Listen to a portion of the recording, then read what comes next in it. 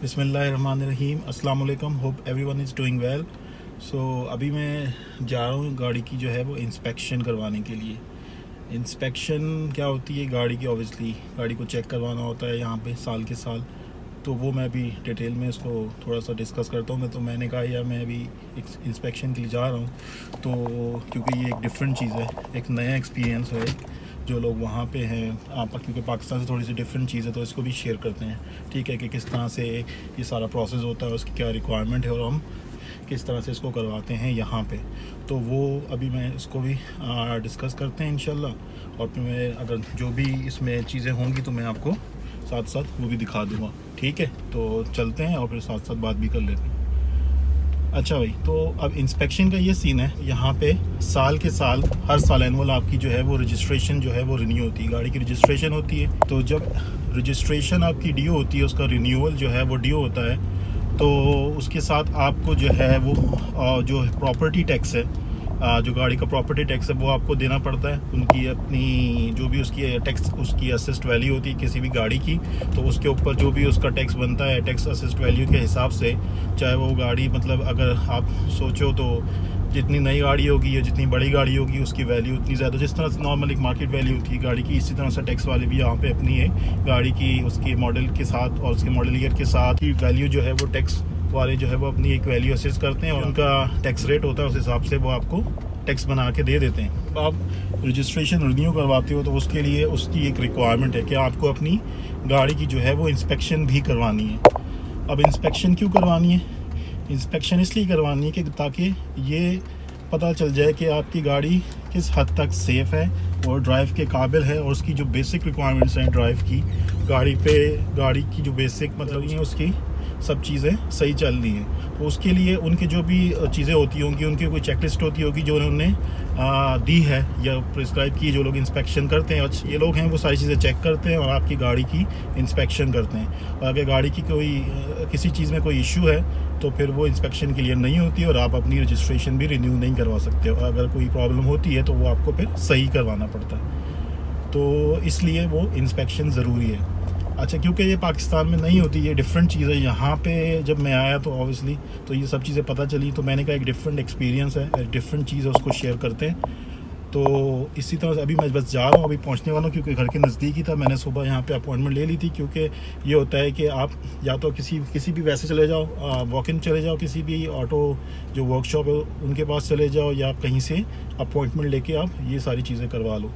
तो वो मैं अच्छा, ये जो है अभी मैं बस यही सिग्नल पे खड़ा हूँ और ये सिग्नल के बराबर में ही थोड़ा सा आगे जाके यहाँ से लेफ़्ट पे जो है वो है इसकी ऑटो वर्कशॉप है, जहाँ से मैंने सुबह अपॉइंटमेंट ली थी फ़ोन करके, और उन्होंने मुझे 4 बजे का टाइम दिया था। तो अभी तकरीबन 3:50 हो रहे हैं। तो बस मैं अभी पहुँचने वाला हूँ। तो उसके बाद जाके उनको एक गाड़ी की जो पिछली रजिस्ट्रेशन है वो दिखानी होगी, और उसके बाद बस ये गाड़ी की चाबी देनी होगी। और अगेन उनके पास वो सारी सिस्टम लगा हुआ है, वो उसको चेक करेंगे, अपनी जो भी उनका मीटर वगैरह जो भी उसमें मशीन वगैरह होती है उसको लगाएंगे इस सिस्टम के साथ, गाड़ी के इंजन के साथ, और उसको चेक कर लेंगे कि सारी चीज़ें प्रॉपर चल रही हैं या नहीं चल रही। जो इम्पोर्टेंट है, जो आपकी गाड़ी में सही होनी चाहिए, वो ये कि चेक इंजन लाइट ना हो, या कोई और आपकी जो है वो लाइट ना आ रही हो सामने ना। क्योंकि अगर कोई आपका कोई इश्यू होता है इंजन के अंदर या किसी और पार्ट के अंदर गाड़ी के, जो कि ज़रूरी है उसको चलाने के लिए, तो फिर वो आपको सामने उसकी सामने लाइट आ जाती है, यानी वो एरर आ जाता है। तो अब उस एरर को फिर चेक किया जाता है, उसकी डिफरेंट उसको असेस करने के लिए, गेज करने के लिए उसकी कोडिंग मीटर होता है, आप वो नॉर्मली उसके थ्रू उसको किया जाता है और बेसिकली बताया जाता है कि इसमें क्या इशू है। तो अगर वो कोई ऐसी चीज़ है जो आपको मतलब कभी कभार ऐसा होता है कि आप उसको रीसेट करवाते हो तो वो चली जाती है, या कभी कभार बहुत ही छोटा सा कोई मामूली सा इशू होता है ना, जो आप ख़ुद भी कर सकते हैं, या कोई भी आप का मतलब कोई जिसको थोड़ी बहुत समझ है तो वो उसको देखेगा यूट्यूब पे जाके, तो वो उसको खुद भी थोड़ा बहुत कुछ कर सकता है। कभी कभार ऐसा होता है, लेकिन हमेशा ऐसा नहीं होता, कभी ना कभी हो जाता है। और ज़्यादातर ये होता है कि कोई बड़ा इशू जिसकी वजह से वो चेक इंजन लाइट आ रही है, तो आपको जाके उसको प्रॉपर तरीके से चेक करवाना पड़ता है, और फिर उसके बाद उस पार्ट को या तो आपको फिक्स करवाना पड़ता है, अगर उसमें कोई रिपेयर करवाना पड़ता है, या फिर आपको उसको रिप्लेस करवा के नया पार्ट डलवाना पड़ेगा। तो अभी मैं बस पहुंच गया हूँ। अब जो है अंदर जाने के लिए मुझे मास्क पहनना पड़ेगा, तो मास्क भी पहन लेते हैं। और इसकी जो पिछली वाली इंस्पेक्शन थी जिसमें जो उसकी रजिस्ट्रेशन थी एक्चुअली, तो वो रजिस्ट्रेशन इसका डॉक्यूमेंट चाहिए होगा। अच्छा भाई ये जो है वो वर्कशॉप है, यहाँ पर सारी गाड़ियाँ खड़ी हैं। अच्छा भाई ये लोग जो है वो गाड़ी ले आए हैं यहाँ पे, अब इसकी इंस्पेक्शन होगी। इसको ये कनेक्ट करेगा कंप्यूटर के साथ और इसको जो है फिर इसकी इंस्पेक्शन हो जाएगी। अगर इसमें कोई इश्यू होगा तो वो सामने इसमें नज़र आ जाएगा। ये बंदा भी इसके अंदर गाड़ियों में बैठा हुआ है, इसकी सारी चीज़ें चेक कर रहा है कि वाइपर वगैरह बाकी सारी चीज़ें सही चल रही हैं, और सारी इसके पास एक चेक लिस्ट है उसको वो टिक कर रहा है। अच्छा अभी ये इसने मुझे बताया आके कि अभी हमने सारी चीज़ें चेक की हैं और जो है उसमें वाइपर चेंज करने पड़ेंगे क्योंकि वाइपर का इशू है। तो वाइपर के इसने मुझे चार्जेस बताएं क्योंकि मेरे पास एक स्पेयर सेट पड़ा हुआ था, लेकिन वो घर पे, तो मैंने कहा चलो ठीक है तुम इसको रिप्लेस कर दो, 21 बक्स का, ठीक है। अच्छा अब ये जो है इसको कंप्यूटर से कनेक्ट कर रहा है, इसमें नीचे वो लगाइए और बेसिकली इसके अंदर अब जो है इसका सिस्टम चेक किया जाएगा। इसके अंदर जो भी इंजन के अगर कोई इशू है तो वो भी इसमें क्लियर हो जाएगा। अब उसको कनेक्ट करके सारी चीज़ें चेक करेगा। अच्छा अब ये गाड़ी को जो है वो लिफ्ट कर रहे हैं ऊपर, अब इसको नीचे से भी चेक करेंगे, मतलब ये हालत है, आगे से, पीछे से, साइडों से, आप उसको नीचे से भी चेक कर रहे हैं उसको लिफ्ट। अच्छा लास्ट टाइम इसमें एक इशू आया था जिसकी वजह से चेक इंजन लाइट नहीं जा रही थी, तो फिर मैंने पार्ट मंगवाया था अपने और वो इसका एक सेंसर था, तो सेंसर मंगवा के उसको रिप्लेस करवाया था। अब आई डोंट नो उसमें कोई इशू है क्योंकि चेक इंजन लाइट तो चली गई है, अब पता नहीं ये क्या चेक कर रहा है, इसको क्या प्रॉब्लम मिला है। एनीवेज देखते हैं क्या कहता है, ये कोई इशू है या नहीं है, ये सिर्फ जस्ट एक रूटीन चेक है। अच्छा यार पता नहीं इसमें काफ़ी ज़्यादा टाइम लग गया है। अभी जो है वो इसने वाइपर्स तो चेंज कर दिए हैं, काफ़ी ज़्यादा टाइम लगा दिया है। वैसे अगर मैं किसी पाकिस्तानी के पास चले जाता तो आई डोंट थिंक सो कि इसमें इतना ज़्यादा टाइम लगता, क्योंकि वो कुछ ना कुछ जो है वो जुगाड़ कर लेते हैं और जो है वो इसको फटाफट निकाल देते हैं। और अभी यहाँ पे आया हूँ तो इनको एक एक चीज़ इन्होंने प्रॉपर तरीके से चेक की है, क्योंकि गोरे हैं ऑब्वियसली, इनको सारी चीज़ें हर तरीके से वो एक एक चीज़ को टिक करना है, उसको मेक श्योर करना है कि सारी चीज़ें प्रॉपरली काम कर रही हैं। जैसे वाइपर थे तो वाइपर को उसने प्रॉपर दोबारा से उसको चेंज किया जो वाइपर्स काम नहीं कर रहे थे। इंस्पेक्शन तो हो गई है लेकिन उल्टा जो है वो नुकसान हो गया। नुकसान इन द सेंस कि ऐसे 20-25 जो है वो डॉलर्स लगते हैं इंस्पेक्शन करवाने में। अब इस भाई साहब ने मुझे ये कहा कि जो है वो वाइपर नहीं क्लियर हो रहे, यानी कि वाइपर का मसला है तो उनको रिप्लेस करना पड़ेगा। तो जब इसने मुझे आके बोला कि यार वाइपर का मसला है, तो मेरे पास ऑलरेडी वाइपर का सेट पड़ा हुआ था स्पेयर, और वो मैंने ख़रीदा था काफ़ी पहले से पड़ा हुआ है, तो वो इश्यू नहीं था। तो मैंने कहा चलो ठीक है, मुझे अभी जो है वापस जाना पड़ेगा, इससे बेहतर है कि मैं इसी से करवा लेता हूँ ना। तो इसने, मैंने कहा कितने का है, 21 इसने बोला। तो मैंने कहा एक करना है या दोनों का, ऑलवेज हमेशा दो ही चेंज होंगे ना। मैंने कहा ठीक है कर दो।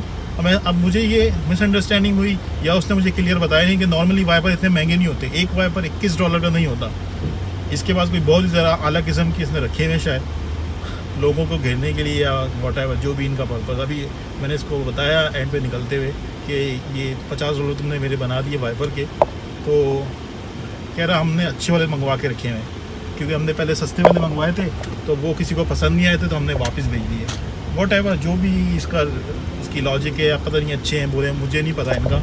अब मेरा काम दूसरे वाइपर से भी हो जाता है, मेरे दूसरे ऑलरेडी वाइपर मेरे सही चल रहे थे, कोई इशू नहीं था वाइपर में, बस लेकिन वही वाली बात है ना, अब यहाँ पे आ गए, इनको टिक करना था और इसने देख लिया कि वो वाइपर है उसमें आ गया है, तो इसने कहा कि बस इसको रिप्लेस कर देना है। अगर मैं किसी पाकिस्तानी के पास चला जाता तो आपको पता है यार कुछ ना कुछ वो हो जाता, मतलब वो इशू नहीं है और वाइपर ठीक थे। वो मुझे नहीं समझ में क्या मसला था, लेकिन मैंने उस वक्त इसको ओके कर दिया। मैंने कहा चलो ठीक है, अभी थोड़ी देर का काम है तो ये कर देगा फटाफट, फिर मुझे दोबारा आना पड़ेगा, फिर दोबारा अपॉइंटमेंट आनी पड़ेगी या किसी और के पास जाना पड़ेगा। कल मेरे पास टाइम है या नहीं है, और इसके बाद तो एक आधी वीक है, फिर दोबारा मुझे जाके DMV से उसकी रजिस्ट्रेशन भी करवानी है। तो उस चक्कर में मैंने इसको हाँ की, और इसने जो है अभी जब मुझे बिल दिया तो कह रहा $71 हो गए। मैंने कहा भाई शाबाश, मैं इंस्पेक्शन करवाने आया था $20 के लिए, तुमने मेरा उसका 3 गुना ज़्यादा खर्चा करवा दिया, कर दो। फिर कह रहा है मैं आपको किसी और चीज़ में डिस्काउंट दे दूँगा। अब मैंने कहा किस चीज़ में डिस्काउंट देंगे, मैंने भी कोई काम करवाना ही नहीं है, तो क्या डिस्काउंट देगा मुझे। बस वो ऐसी अपनी वो जेब मिटाने के लिए या वो अपने आप को कवर करने के लिए, हमारे पास महंगे वाले वाइपर्स हैं तो मैं आपको किसी और चीज़ में डिस्काउंट दे दूँगा। तो अब इस तरह की सिचुएशन भी हो जाती हैं और ये थोड़ा सा मुझे ऑब्वियसली बैड एक्सपीरियंस हो गया, लेकिन मैं आइंदा इसको कंसीडर करूँगा और इसको इन चीज़ों का ख्याल रखूँगा कि अब सारी चीज़ें पहले क्लियर कर लूँ, और अगर इस तरह की कोई सिचुएशन है, कोई $50 के मुझे 2 वाइपर लगा के दे रहा है, तो मुझे वो वाइपर नहीं चाहिए। मेरे पास ऑलरेडी वाइपर पड़े, मैं कहीं और से जाके वॉलमार्ट से जाके कहीं और से $10-15 की $20 के 2 वाइपर आराम से ले लूँगा, मैक्सिमम $20 के आ जाएंगे, ठीक है, मुनासिब से वाइपर। तो बस ये थोड़ा सा एक जल्दबाजी में एक चीज़ हो गई और इसकी वजह से जो है वो तकरीबन $50 एक्स्ट्रा ठुक गए, लेकिन दैट्स फाइन, चलता है, कभी कभार हो जाता है ऐसा सीन भी। तो भी आपको पता चल गई कि यार अगर आप चीज़ों को थोड़ा सा ओवरलुक कर जाओ या आप उसकी केयर ना करो तो एक्स्ट्रा खर्चा भी हो जाता है। तो चलो एक अच्छा है, ये भी एक लेसन मिल गया, तो ये भी एक शेयर हो जाएगी। तो इंस्पेक्शन, अब इनका जो सिस्टम होता है वो DMV से, जो डिपार्टमेंट ऑफ मोटर व्हीकल यहाँ पे कहलाता है, हर स्टेट का अपना DMV है कि आप इनके सिस्टम उससे कनेक्टेड है। तो इसने अब इंस्पेक्शन क्लियर कर दी और उसके बाद मुझे इसने ये अपने सिस्टम से जो है वो एक प्रिंट आउट जो है वो जनरेट करके दिया है इस तरह का, ठीक है। इसमें सारी चीज़ें आ रही, इसने क्या क्या चीज़ें चेक की हैं वो सारी चीज़ें इसमें आ रही, सारी चीज़ें पास हो गई हैं, कोई किसी चीज़ में कोई इश्यू नहीं है। सारे इसने ऊपर से भी चेक किया, नीचे से भी चेक किया, आगे से भी पीछे से जिसने प्रॉपर तरीके से चेक की हैं। तो अब इसने ओके करके उनके सिस्टम में उसको ओके करके टिक करके, क्योंकि जब तक ये सारी चीज़ें प्रॉपर होंगी नहीं तो वो सिस्टम भी जो है, क्योंकि वो सिस्टम कनेक्टेड होता है ना गाड़ी के साथ, तो वो सिस्टम ही उसको टिक नहीं करेगा, सिस्टम ही उसको ओके नहीं करेगा। तो ये रिपोर्ट बेसिकली उसी सिस्टम से, जो DMV का सिस्टम होता है, जो इनके पास इसका एक्सेस है, जिससे एक गाड़ी को ये एक एज एविडेंस दे दिया कि इसने सारी चीज़ें चेक की हैं और ये पास है और ये चीज़ें क्लियर हैं। और ये अगेन ऑटोमेटिकली DMV के पास जाके ये चीज़ उनके सिस्टम में अपडेट हो गई होगी कि ये गाड़ी की विन नंबर होता है, उससे सारी चीज़ें, और जो उसका टाइटल है इसके पास, सारी रजिस्ट्रेशन, विन नंबर, वो सारी चीज़ इसने डाल दी होगी, तो वो उनके सिस्टम में जाके ये चीज़ ओके हो गई होगी कि इस गाड़ी की इंस्पेक्शन क्लियर है। तो अब आपको ये प्रिंट आउट लेके जाने की, या प्रिंट आउट अगर आप ऑनलाइन इसको रिन्यू करवा सकते हो, वो जल्दी हो जाते हैं, ऑनलाइन जाके करवाओगे। DMV का जो सिस्टम है उसमें आप ऑनलाइन, मैं नॉर्मली ऑनलाइन करवा लेता हूँ, ठीक है। उसमें ये होता है कि आपको DMV जाना नहीं पड़ता फिजिकली, वो ख्वारी बच जाती है। ये इंश्योरेंस की आपने उसमें इन्फॉर्मेशन कंफर्म करनी है कि हाँ भाई मेरी इन्फॉर्मेशन यही है और जो पुरानी इन्फॉर्मेशन थी वही इंश्योरेंस के हवाले से वही कंटिन्यू हो रही है। अगर कोई चेंज हो रही है तो उसको जाके आप अपडेट करवा दो, तो वो भी अपडेट हो जाएगी। तो ऑनलाइन भी सारी चीज़ें हो सकती हैं और फिजिकली भी हो सकती हैं। ऑनलाइन थोड़ी सी सुकून होता है, आसानी से और जल्दी और क्विकली हो जाता है, आपको घर बैठे ही आप सारी चीज़ें कर लेते हो, तो ये फैसिलिटी अवेलेबल है। तो फिर वो जो आपका स्टिकर है, जो आपका रजिस्ट्रेशन कार्ड है रिन्यूअल वाला, वो आपकी मेल में आ जाएगा और उसमें से आप स्टिकर उतार के अपनी नंबर प्लेट के ऊपर लगा लो, ठीक है। तो ये एक छोटा सा एक्सपीरियंस। तो फिर इंशाल्लाह किसी और चीज़ के हवाले से बात होगी और इंशाल्लाह फिर मुलाकात होगी, ठीक है। अपना ख्याल रखिएगा, take care and see you इंशाल्लाह नेक्स्ट टाइम। अल्लाह हाफिज़, थैंक यू।